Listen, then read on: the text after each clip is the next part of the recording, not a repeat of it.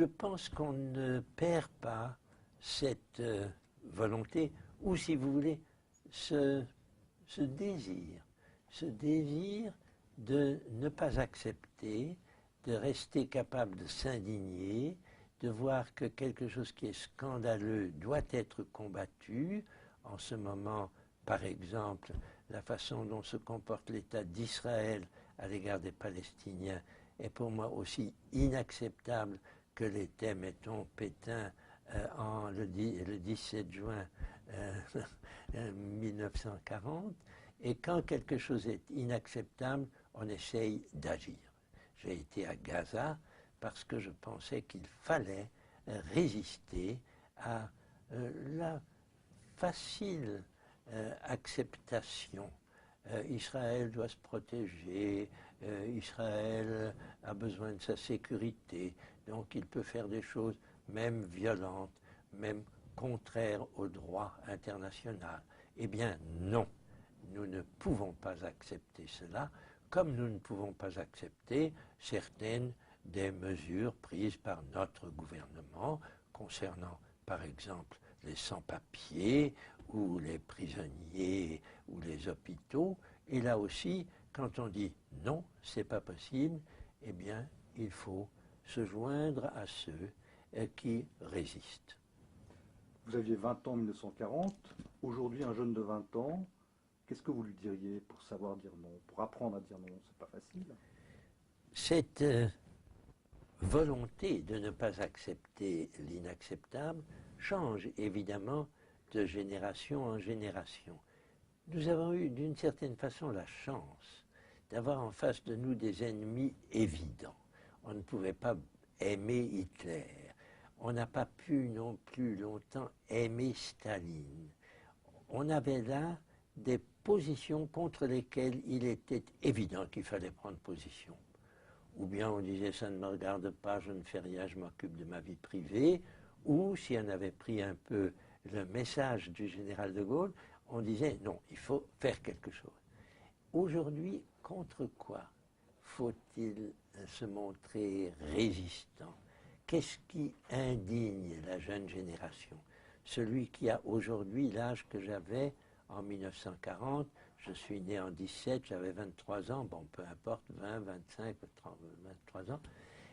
Aujourd'hui, il me semble qu'une chose est terriblement impossible à accepter, c'est l'écart croissant entre les très riches et les très pauvres.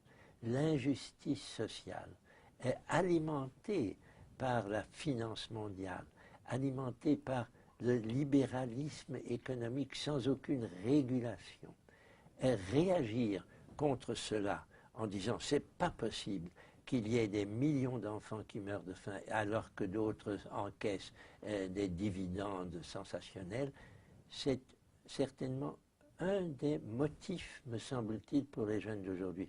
L'autre, aussi important, c'est de s'apercevoir que nous faisons du mal à la planète et que nous le faisons depuis pas mal de temps, que de génération en génération nous avons exploité, surexploité les ressources et que cela nous met devant un défi évident. Il faut faire quelque chose, sinon dans 50 ans on ne pourra peut-être plus avoir une société humaine vivant sur cette planète. Le deuxième, je vous en donne un autre qui est plus répandu dans la géographie. Ces deux-là sont universels, correspondent d'ailleurs à ce qui m'a formé, qui est la Déclaration universelle des droits de l'homme, à laquelle j'ai eu la chance de pouvoir participer à sa rédaction. Mais l'autre chose qui doit nous indigner, c'est la violence.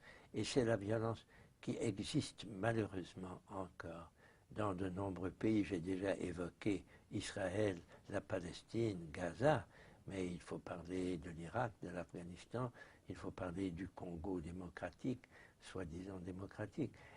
Il y a beaucoup de violence encore, et contre cette violence, il faut susciter une organisation mondiale forte, qui ait suffisamment d'autorité pour intervenir efficacement. C'est aussi un des combats qui, à mon avis, incombe à la jeune génération et à laquelle elle est d'autant mieux préparée qu'elle connaît mieux ce qui se passe dans le monde que nous ne le connaissions à leur âge. Là, le progrès de la communication, de l'Internet, des mails divers que je ne manipule que très mal, mais la jeune génération les comprend et s'en sert avec un avantage, ça c'est une chose qui doit lui permettre d'être efficace dans le combat contre ce qui la scandalise ou ce qui simplement la choque, ce qu'elle veut changer. Il faut être indigné, en fait, c'est un peu ça.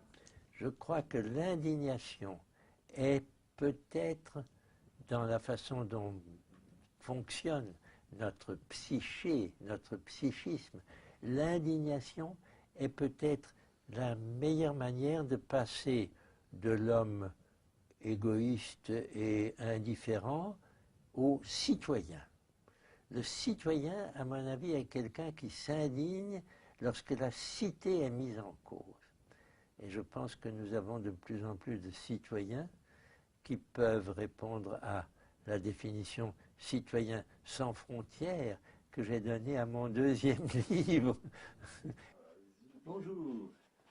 Bonjour. Asseyez-vous. Content de faire connaissance d'une jeune. Nous parlions de ma jeunesse. Hein. On parlait de ce que j'ai fait quand j'avais votre âge, comment j'ai rejoint les uns et les autres. Et vous voyez maintenant, je viens de publier ce livre qu'on a appelé Citoyens sans frontières, avec une belle photo de moi, là, le petit vieux dans un coin. Et c'est évidemment l'histoire de ma vie